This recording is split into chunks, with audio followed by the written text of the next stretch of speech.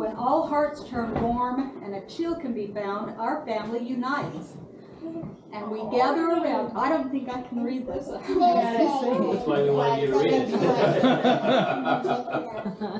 Maybe at Christmas or maybe before, no matter the timing, we share the same lore. For our legacy shared near every December, when Grandpa encouraged us all to remember the lessons he'd learned through heartache and tears, of healing the hurts that come with the years. In a small town called Luna, this story begun, where our Samuel lived in 1901. For 24 years, he built a good life together with Belle, his love, and his wife. Their children were near, though some were all grown. Laura was married with babes of her own. Ben ranched at home at age 22. Will was 19 and worked the goats too. 16 and headstrong was dear Ida May. Oh, how she worried their minds every day. Nathan, their fifth, was 14 years old, a hard-working lad who did what he's told. 6-year-old Ruth was still pretty small, rooming with Ida and cherished by all. A cowboy named Todd swept up Ida's heart. He could fiddle and dance, and he looked rather smart. Together they planned a life they'd create. They wanted to marry, so why should they wait? Samuel and Belle, with conviction, replied, "No, our sweet daughter, you can't be his bride. Our faith and our ways he just does not share. We want what is best, dear. Listen, we care." But 16 and headstrong was dear Ida May, and much too in love to do what they say. Their new love ran hot, and the weather ran cold. They left in the night with plans hushed and untold. Early next morn, Ruth awoke all alone. Ida was gone, her location unknown. Outside the house was Ida's one shoe, forlorn in the snow by footprints from two. They'd clearly left fast in their going away. A posse assembled to find Ida May. They found the rogue pair and returned home that night. Tensions flared high regarding their flight. Feeling hurt and afraid and completely betrayed, Samuel chided his daughter because she had strayed. How could she leave, turn her mother to tears? Hadn't they loved Ida all through the years? Didn't she know how they wanted her near, and how it would hurt them to just disappear? But by and by, Belle called everyone nigh, while Ida wed Todd and then said goodbye. Some peace was made, but some pain was still known. The newlyweds moved to a ranch of their own. Leaving Luna, their home, soon Samuel took Belle to Thatcher, a new town where now they would dwell. Sickness was spreading, and many caught ill. The family was heartsick when typhoid took Will.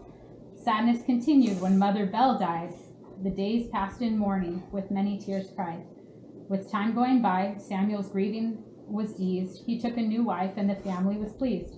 His kids called her Auntie, though Mary's her name. Her twin boys weren't his, but he loved them the same. Then twins of their own were sent from above. His family was changed, but still filled with love. Ida and Todd on their ranch had grown too. Ida was teaching, and kids, they had too.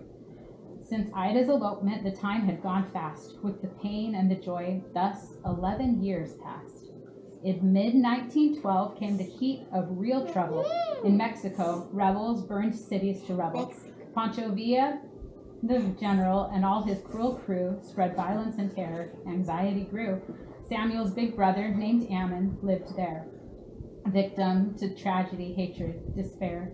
With only their prayers, his family was fleeing. Was leaving forever, or just the time being?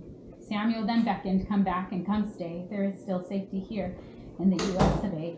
If heaven be willing," then Ammon replied, "soon there in Thatcher I'll be by your side." 3 decades apart, no touch and no sight. To embrace now as brothers would be a delight. The gladness I feel at his recent migration, it calls for a banquet. I'll send invitations.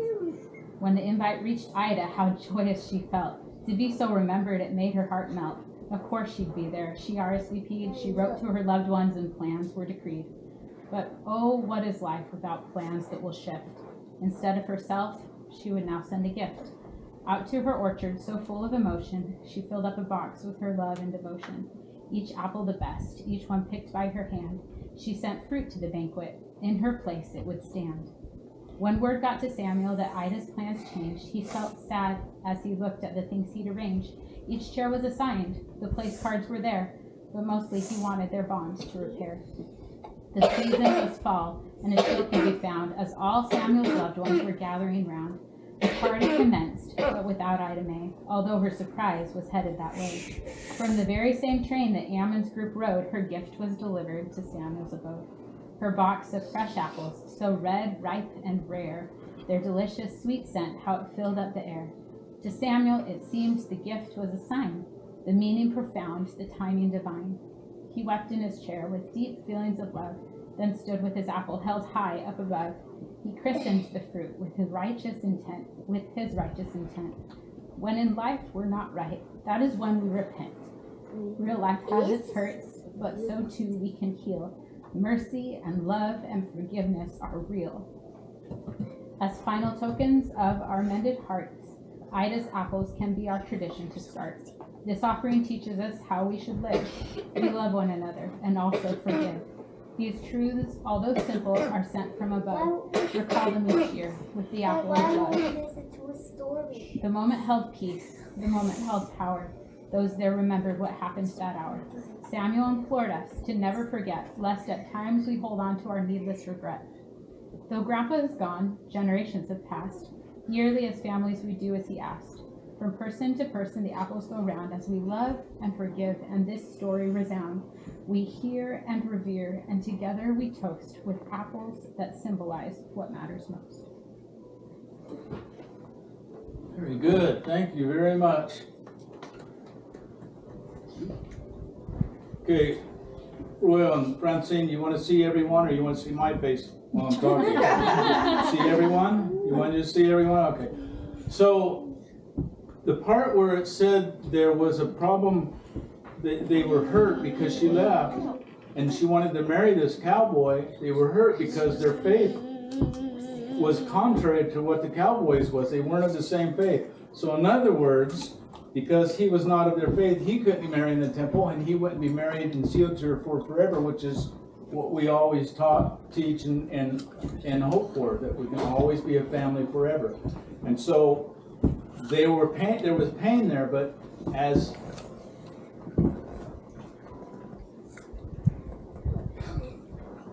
that Aunt Tamsin pointed out in the end, it doesn't matter. It doesn't matter as long as we have love. Everybody makes decisions. We still hold fast to each other. We still love each other. We still visit each other. We still embrace each other. Of course, we want everything to work out just right. When I was in 3rd grade, Aunt Sue got married to then Uncle Fred. They're not married anymore, but they got married, and she was 17. And they just left and they went someplace and got married with the Justice of the Peace and didn't tell Grandma Baysinger at all. And she was really upset because she always planned this. Aunt Sue was her only daughter, and she always planned this wedding and a reception and gifts and a preacher and everything that comes with the wedding. And all of a sudden she wasn't going to have that. And so she was upset. So finally, after a lot of upset and everything, we got together and we had a reception after they had already been married, but we had a reception and everything was taken care of. So sometimes things don't happen the way we think they're going to, but we need to be able to keep love in our hearts and to be able to understand one another and adjust with one another in the things that happen in life. So that's what happened here. So there were hard feelings at first, and I can think of some in our family right now where siblings, not in our family, but our extended family, nephews, cousins, that type of thing, where siblings didn't do, one sibling didn't do what the other sibling thought they would, and it upset them, it hurt them. They weren't living the way they thought they should. They weren't being the example they thought they should be. And so that they hold kind of a grudge, but you can't hold a grudge. Because no matter what somebody else might do, we still have things that we do, and we're no better than the other person, so we need to learn to love and forgive. The purpose is not to get anger and resentment and bitterness and let those things keep growing inside of us, because it does nothing but hurt us. So, I've seen in my immediate family that happen, and one of my siblings finally said, you know, Roar, He said, you can't do that. He says, it just eats at you, and it's not healthy for you. It's not healthy for the people around you. It just doesn't do any good. And he had kept stuff inside him for a long time, and he had to learn to let it go. You need to learn to let it go and have the love that you need. So that's what this story is about. And Uncle Royal just said that they had apples in their refrigerator and they cut up.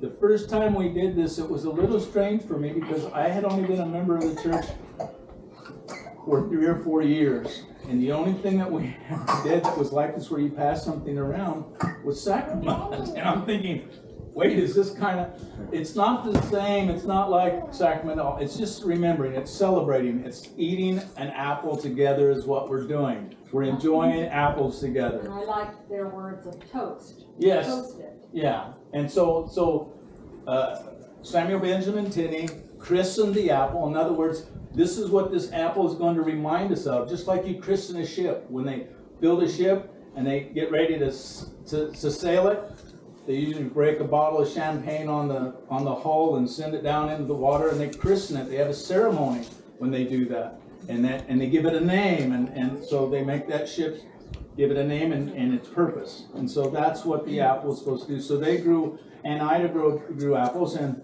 coincidentally, Grandma and Grandpa Hatch started growing apples back in 1994. 3, 2, around there. 2, 3, and 4. Yeah. It was still happening while they were gone on the mission, 94. So. Yeah. So they had an apple orchard down in Wilcox, and that was a reminder of what. And it was when they talk about the smell of the apples in this story. Any of us that had apples from that orchard can remember the smell of those apples when we walk in the walk-in, and the taste. There's nothing like an apple that's been tree ripened, or any fruit, but an apple that's been tree ripened. It's just like you don't want to have any more, any other type of apple. So that's what they smelled, and that's what they tasted. And she went to the trouble. It wasn't easy to ship a box of fruit back then, but she went to the trouble to do it, so they would have that. And the smell of the apple and the taste of the apple reminded them of everybody fixing things and the love that was put back the way it was supposed to be. So that's what the apple of love is about. And so when you eat the apple, which some are already doing, then we can just remember that. It went Oh, I went around. It went around. Did you get one? No, he did.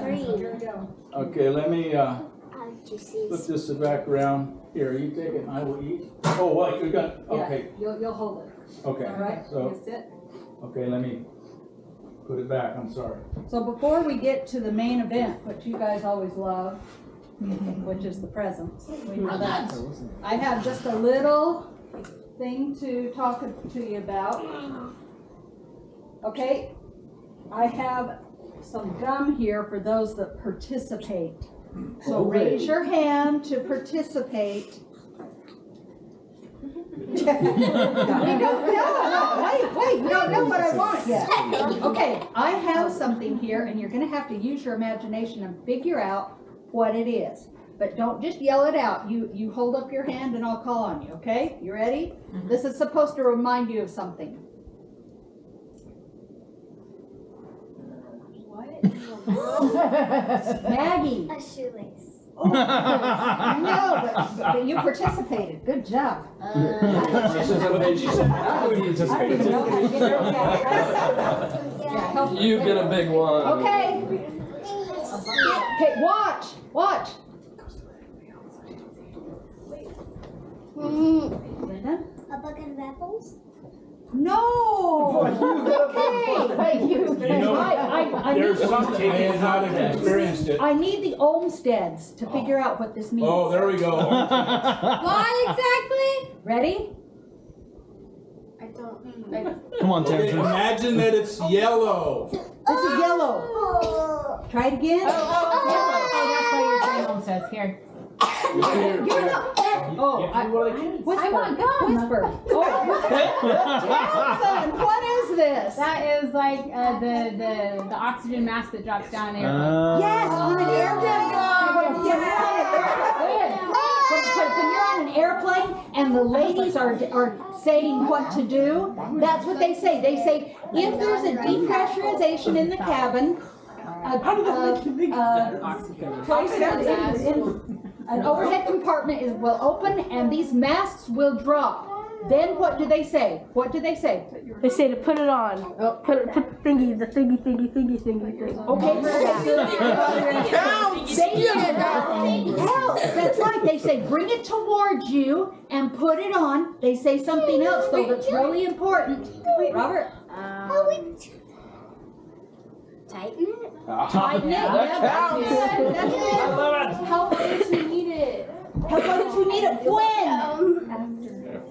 When they're putting it on, like if they can't put it on, you need to help them because it's important or they're gonna die. So important. All right.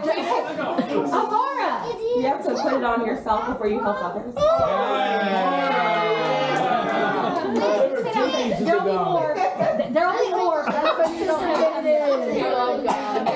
Okay, so the first thing we have to do is help ourselves, right? Because what happens if I'm traveling with a child and I think, oh good, there's theirs. Let me put them on. You'll run out of oxygen. I'll run out of oxygen first. So I have to do mine first and start breathing just the right way so that I can help somebody else. It's important to help ourselves first. Oh. Okay. What do I need? First of all, what are these? Rocks. Raise your hand, man. Chocolate chips. Yeah, raise your hands. Good job. I need to pass it down. All right. Rocks. Okay, I want you to look at these rocks. Who hasn't got gum yet? You should raise it. Okay, look at these rocks and tell me kind of what they mostly look like. They are colorful. Good. He doesn't want it though. Give it to me. Give it to me instead. I want to give it to my dad. Have you? No. Yes. See, you're fine. No, I want to give it to you. What else are these rocks? What else are these rocks? They're flat. They're kind of flat. Very good. Okay. Any idea? Do you guys have any idea who? Yeah. Wait a minute. Do you guys have any idea who liked flat rocks like this? Do you know who liked? Have you already got gum? Yeah, but I still want to answer. I don't care about the gun. Orlin, do you know who liked flat rocks? Who doesn't like flat rocks? I know, right? Anybody? That's a good answer.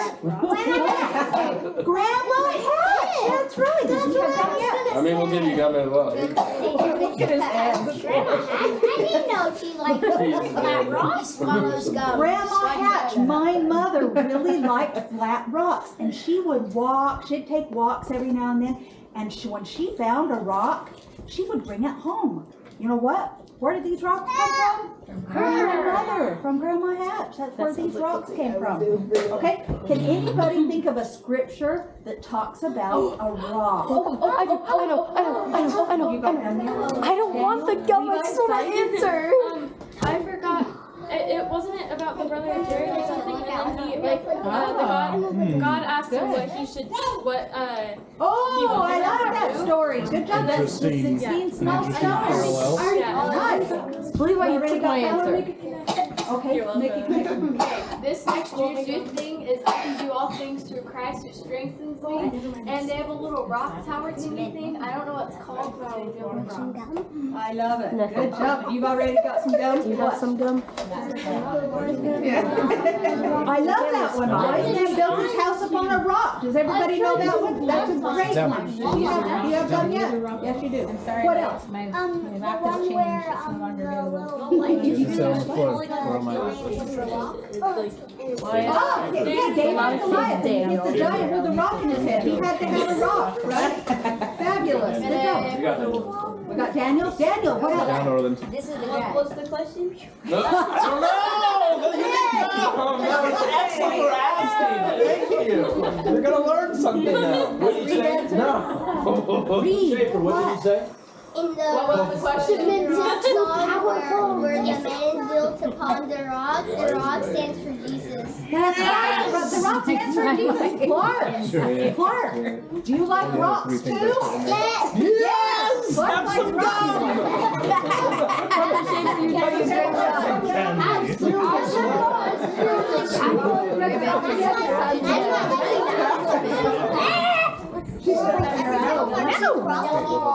Okay, so the first thing we have to do with my analogy of this, the first thing we have to do is get our own testimony of the rock in our life, who is Jesus Christ. We have to get our own testimony. We can't help anybody else until we have our own testimony. How do you get a testimony, Uncle Boyd? I'm still trying to figure it out. No, trial and error, faith, going through, I don't know. Good. What are some of the Sorry about Hey, I know a really good one though. I just want to answer. whisper in my ear so I can say the answer. Going to girls' camp. Going to girls' camp.